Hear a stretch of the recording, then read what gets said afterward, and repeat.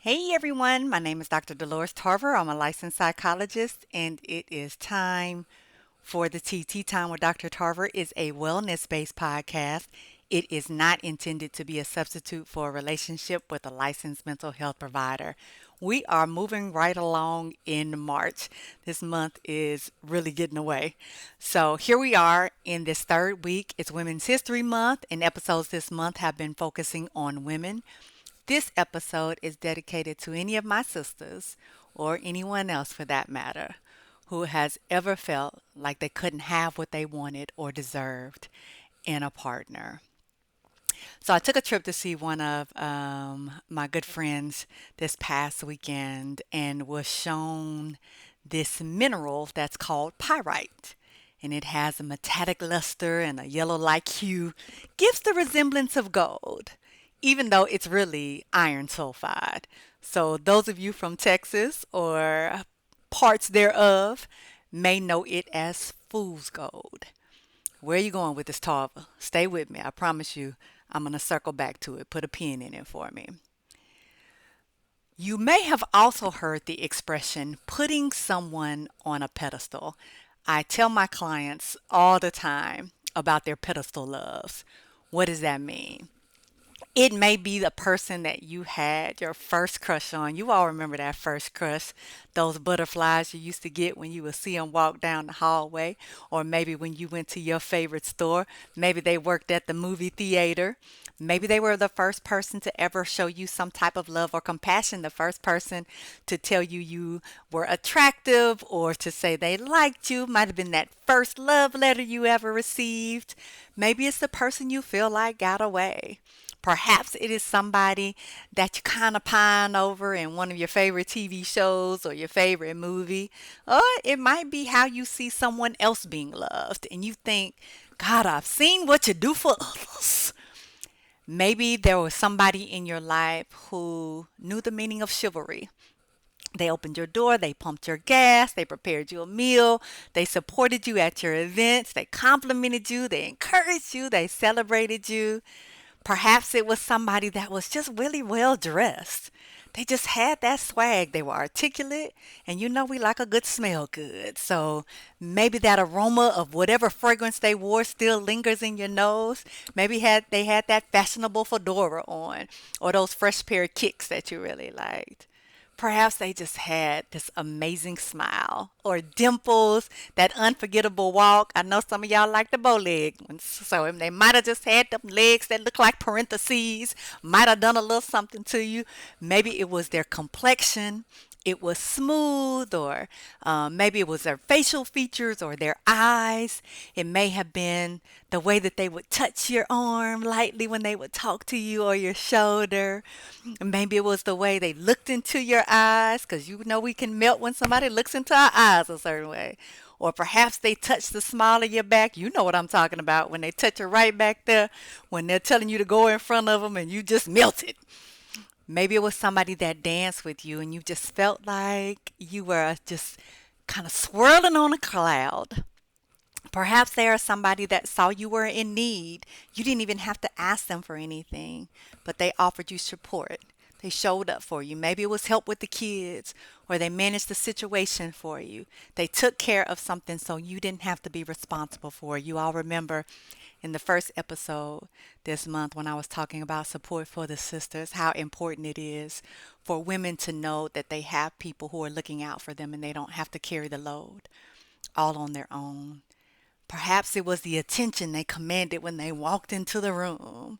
Or maybe it's just that they have this passion, this fire that burns, and you see them and it lights you up and makes you excited and want to pursue things because of the drive you see them have. Perhaps it was somebody that protected you when other people didn't, that stood up for you, that allowed you to have a voice when you had a hard time having one on your own. Maybe they advocated for you, or they empowered you to have your own voice. They taught you how to do things instead of just doing it for you.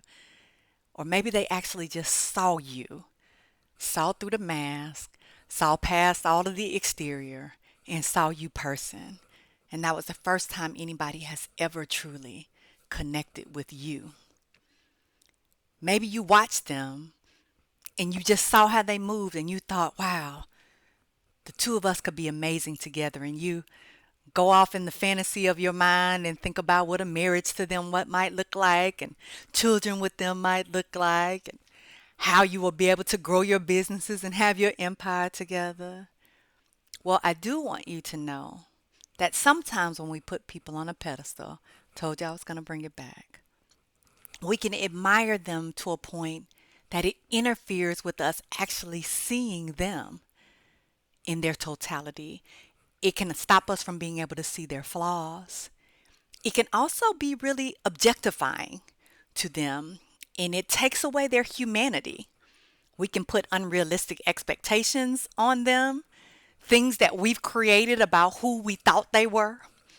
But also, it can lessen how we see ourselves and value ourselves because now I'm seeing you on this high level, but it may be diminishing me because oftentimes when we objectify other people, when we assign all of these positive characteristics to other people, then often we're harder on ourselves and we don't see ourselves in the same way. And so therein lies the problem because maybe I'm not seeing this person for who they actually are, but who I may want them to be.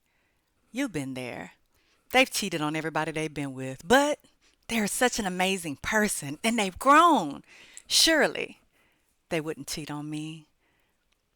Or maybe if I just loved them enough, didn't judge them, created this safe space for them to be able to know that they were valued, then they would be the person that I want them to be.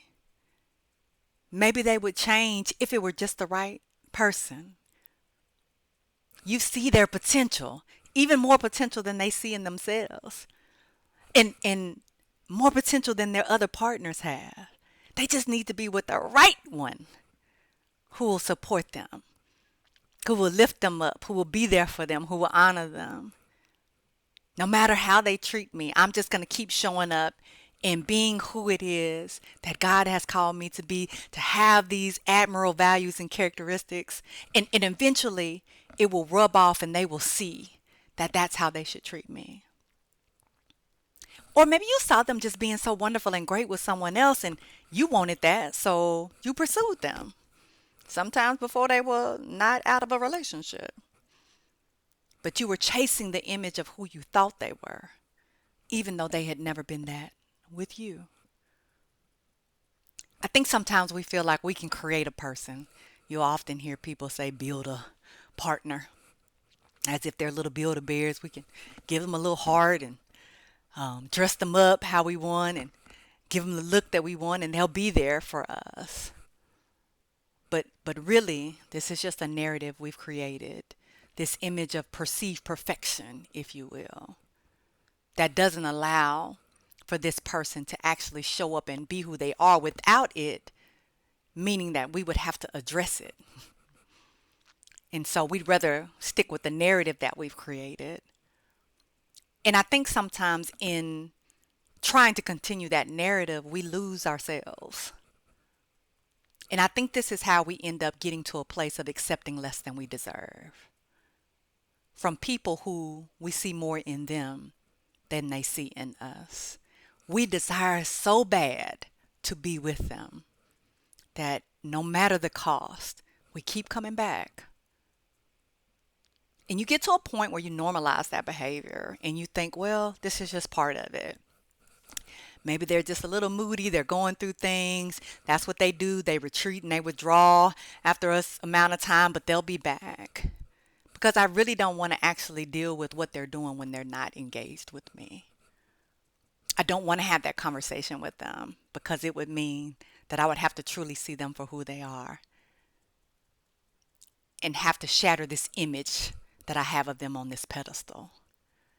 We will lower our aim sometimes when I can't get that. That's the other problem with the pedestal love, is that, well, I'm not worthy of getting that. I won't be able to have that. So let me get pedestal adjacent. And to us, that may mean somebody that really doesn't treat us very well, but maybe they have a certain look. I was telling my friend this weekend, there was a time in my life where, oh, if you had a certain color eyes, or If you had a certain skin tone or a certain texture hair, ooh, the infatuation would just grow. And then I realized that I'm not actually going to be in a relationship with characteristics of you. I'm in the relationship with the whole you. And the whole you it's got to be more than just those physical things because that is not going to be what will allow a relationship to last. And so I think sometimes in this journey, we get so confused with this objectification of this person, this pedestalized version of this person, that that's what drives our attraction, as opposed to us seeing this unbiased, realistic perspective of who this person is. And it can go the other way too, because someone may have put you on a pedestal. And so they may see you in a certain light. And it doesn't allow for you to feel like you can be yourself because you might fall off their pedestal. And you see that disappointment in their eyes. And so you continue to try to live up to these unrealistic expectations to the point that it's hurting you. So what happens is we can have codependency. We can end up in relationships that are not reciprocal. I'm giving more than I'm receiving, or I'm receiving more than I'm giving. It can become to a point where we're harming ourselves. Yes, you can engage in self-harm through continuing to be in relationships that are abusive. And what it does is now that rejection sensitivity, that insecurity is grown because I'm so disappointed when this person doesn't live up to my expectations or I don't live up to theirs. And also the thing that it can do is it can have me miss out on a potentially good partner because they don't meet these unrealistic expectations. This pedestal I'm holding that former person on. We sometimes do that when we're in grief. Somebody that we loved a lot and we say we're ready to be open to love and getting involved in a relationship, but nobody's ever going to meet up to this person's image, their shadow, their ghost, if you will, because the presence of this person who you loved is still in your life. It might be an ex, it might be somebody that's deceased, but they are constantly in our relationship. And so we can't even move forward in any meaningful way because this person is still a part of it. So I'm really in a relationship with two people instead of just one. So what does this mean? This means that we are seeking fool's gold. It looks real. It has the appearance of the things that we said that we wanted. However, what we've done is we've overvalued these pedestalized perspectives that we have. And we're doing everything we can to hold on to this fool's gold, even though it's not worth everything we're doing to keep it. So let's talk about what it would look like to not have pedestalized relationships, to not be trying to hold on to this fool's gold. What does that look like? That looks like an authentic relationship.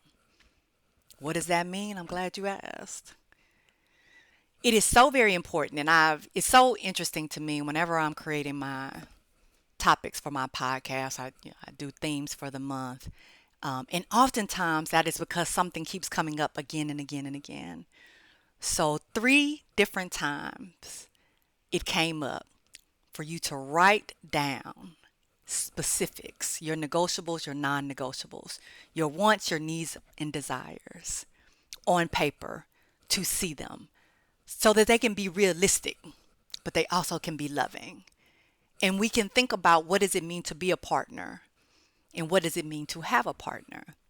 So that means identifying your strengths and your areas for growth and your values. And this in who you're going to be as a partner, but also in who you want to attract as a partner. And why that's important is because I won't be so inclined to pick up fool's gold if I know what real gold looks like. I know how it feels, I know how it looks, I know its worth, and I know its value. Me as the gold and me in doing some of my searching for gold. It requires an honest evaluation, not based on who I want to be or who I want you to be, but who am I right now? Because I'm not going to be in a relationship with my future self. I'm going to be in a relationship with my present self. So if I still need to work on my future self, I need to do that work before I get in a relationship. And sometimes we are backwards as we are investing in people when we're not ready to be in a relationship, to be the partner that we want. But we also have over invested in people that have not shown us that they can be the partner that we need. Put down examples of what these things look like. And also, as you're growing, put down some dates. So if you know March 19th, your self esteem isn't great, reevaluate. Keep checking in with yourself. Set some goals for yourself. Come on, therapy. You know I was going to give you that plug. Sometimes we don't know what an honest evaluation is because we've been so self deprecating, and we're overly affirming with other people. And so we may need to be able to have that unbiased person to allow us to better evaluate ourselves and also how we evaluate others. Because sometimes we're choosing people, and a lot of times, truthfully, we choose people who have hurt us in our lives. Those primary relationships in which people had their own wounds, we go pick those wounds out again. This is how we end up being active participants in our own victimization, as one of my classmates says, because I'm going to pick what I know. And so if I need to break out of that pattern, then I need to be able to talk with someone who knows what healthy looks like. And I also need to be clear about what my motivation is. What is my motivation to be in this relationship, and what's your motivation? Because if I'm looking for you to give me worth, to validate me, to approve of me, then I don't need to be dating you, because I need to already have that work done so that when I meet you, I'm already whole. Because there is not a person that's going to complete you. There is a person that will complement you, but there is not a person that can make you something that you're not.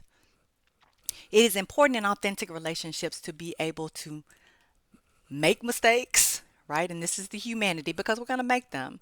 Sometimes not intentionally, but they're going to happen. And so there needs to be a safe space to do that, but also a safe space for us to learn from those mistakes and give each other constructive feedback.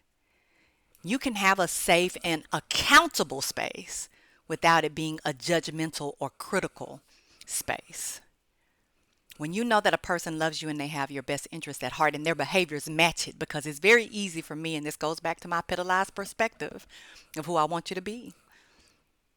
I don't hear how you're actually talking to me, but everybody's looking like, why do you let this person talk to you like that? I've normalized it, right? And so I need to be able to think about whether or not this person does truly have my best interest at heart, because if they are not behaving in that way, then what they say doesn't overcompensate for what they do.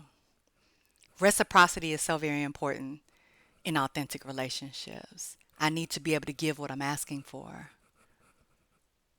And I also don't need to lead with giving. Some of us lead with giving. We think if I do all these wonderful things for a person, they'll pick me. It's almost as if we feel like somebody's got to have a prize.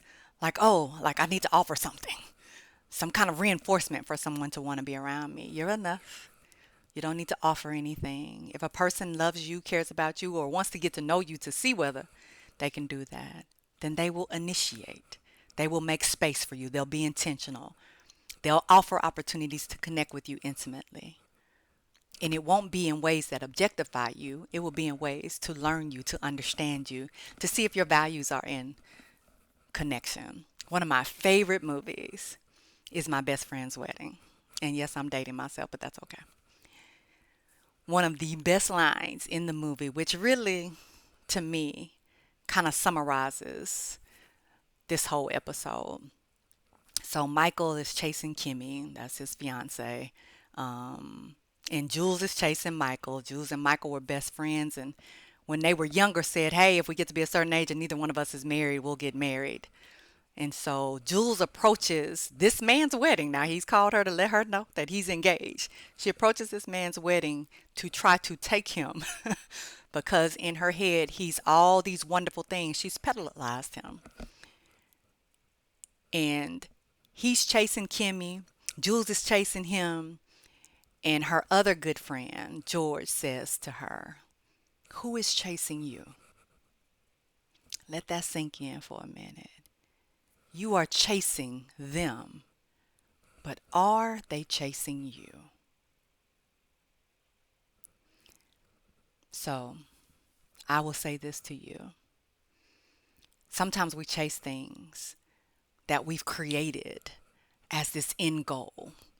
Once I get this, I will be complete. However, it's fool's gold, and you deserve something that is real. Be well.